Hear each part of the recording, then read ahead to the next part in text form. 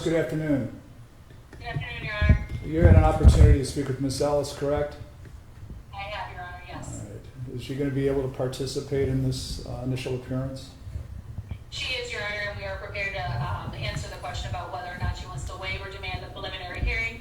We have a copy of the complaint in front of us as well. Very good. We'll be on the record on case number 24 CRA 791, State of Ohio, City of North Olmsted versus Bianca Ellis. Ms. Ellis, you're before the court on the offense of aggravated murder. And Ms. Stibbins, you did receive a copy of the complaint. Do you waive the reading of the complaint into the record? Yes, Your Honor, we do waive reading of the complaint.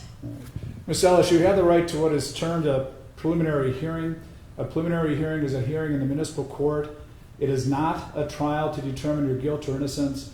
It is a hearing to determine whether or not the state of Ohio and the city of North Olmsted can produce sufficient evidence to establish probable cause that one, a crime was committed, and two, that you committed the offense. If you request a preliminary hearing, you have the right to confront and cross-examine any adverse witnesses. You have the right to subpoena your own witnesses. You yourself have the right to remain silent. You don't have to do or say anything.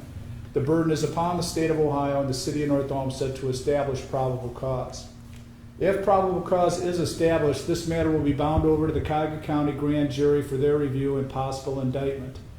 If you are so indicted, you'll receive a summons to appear in downtown Cleveland at the Justice Center, and it'll be at that point in time you would enter a not guilty plea and be afforded a jury trial to determine your guilt or innocence.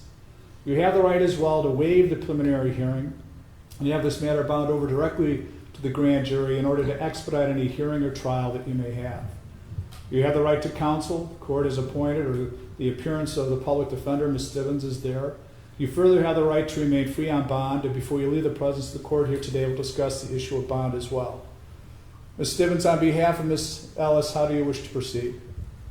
Thank you, Your Honor. We have had a chance to discuss the waiver or the demanding of a preliminary hearing. Ms. Ellis would like to demand a preliminary hearing at this time. Okay.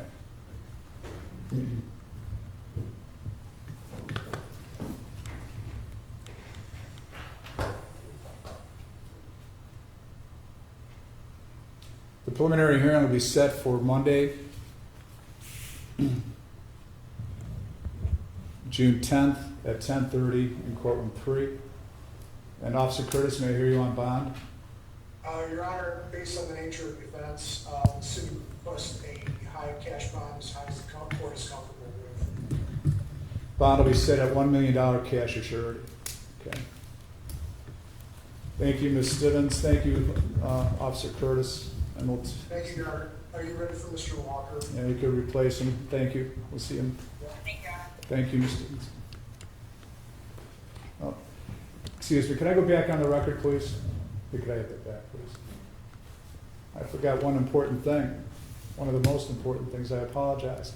The record reflects that Ms. Ellis was arrested on the 3rd of June and appeared in court on June 4th by video or with counsel. The nature of the charge, possible penalty, and all rights were explained in open court and on the record.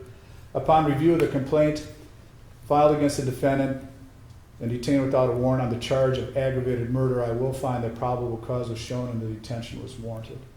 All right, the defendant requests a preliminary hearing. The preliminary hearing will be set for, as I stated, Monday, June 10th at 10:30 in courtroom 3. Bond set at $1 million cash assured. Okay. Now you could replace her. Thank you. Thank you, Your Honor.